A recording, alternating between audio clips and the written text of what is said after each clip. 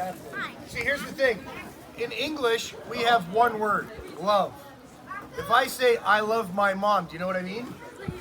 If I say, I love pancakes, do you know what I mean? If I say, I love playing soccer, do you know what I mean? Right.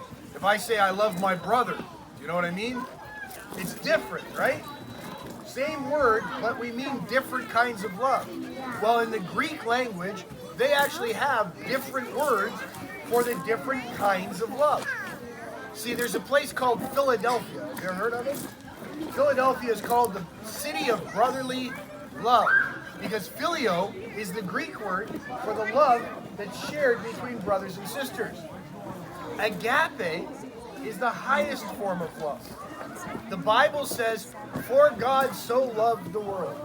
And the Bible also says, but God demonstrates his own love toward us. See, that's agape love. It's sacrificial love. It's unconditional love, right? And so here you are experiencing God's creation, and we're going to shower God's love on you.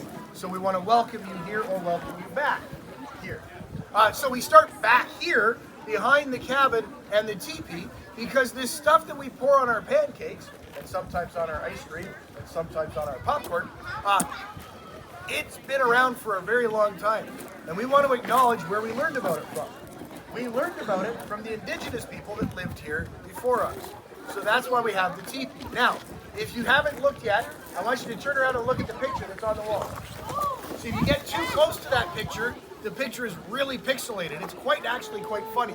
And then if you pull away from the picture, it gets more and more detailed. That picture has 3 smokestacks. That means that there are 3 families living in that house. Does your house have an addition built on it? That's probably where the idea came from. That's called the longhouse. Every time a new family moves in, you just add another section. It can grow up to 200 feet in length. It's called the longhouse. The people, the Haudenosaunee, people of the longhouse, they were the ones that taught us all this stuff. But the question is, how did they learn about it? We really don't know. But I do have a guess. Anybody have a pet? Anybody got a dog or a cat or a fish or a chihuahua? I have Pauline and Selene. My dog was really lazy. My dog was so lazy, her nickname was Potato. Yeah. Because all she did was sit on the couch all day long. Now the thing is, in the anybody like raspberries? Yeah. You like raspberries? Yeah. So my dog loved raspberries. She would every summer go around behind the house where our raspberry bush was, and she would demand that we feed her raspberries. How did she know she wasn't going to get sick from eating raspberries? I don't know. But I do know because she ate the raspberries and didn't get sick, I can eat raspberries and I won't get sick. So maybe the indigenous people saw a broken branch and an animal licking at what looked like water, and they investigated it, and they realized it was sweeter than water. See, sap is made of 2 things. Can you do this for me? Yep, good call.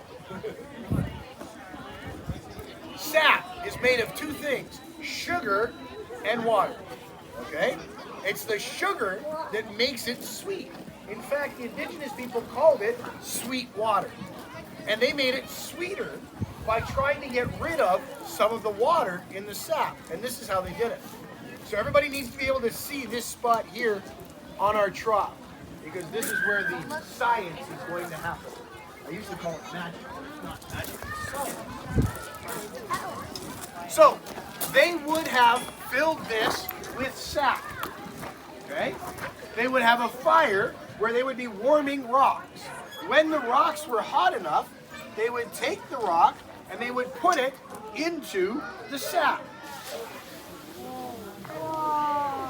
So, the stuff coming off of the wood is smoke. This is not smoke. Does anybody know what it's called? Steam. It's quite funny because the rock is vibrating my hands. There is so much heat in this rock. So, do you know what steam is? Steam is water. but it's not water you can drink anymore because it's not liquid. It's a gas, that's right. It's actually water vapor. Do you know the word evaporation? Say the word evaporation.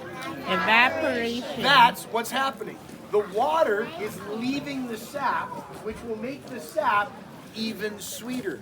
And so the indigenous people would eat, they would cook with the sweet water, and their food would be sweeter.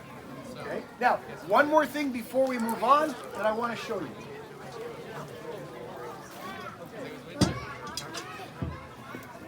We have 600 maple trees here on property that we have put holes in. We have 1,500 little holes in trees. If we were still collecting it by bucket, I would need 1,500 buckets. Is that a lot of buckets? Yeah. It's a good thing I have 2 hands. Now I only have to make 750 trips.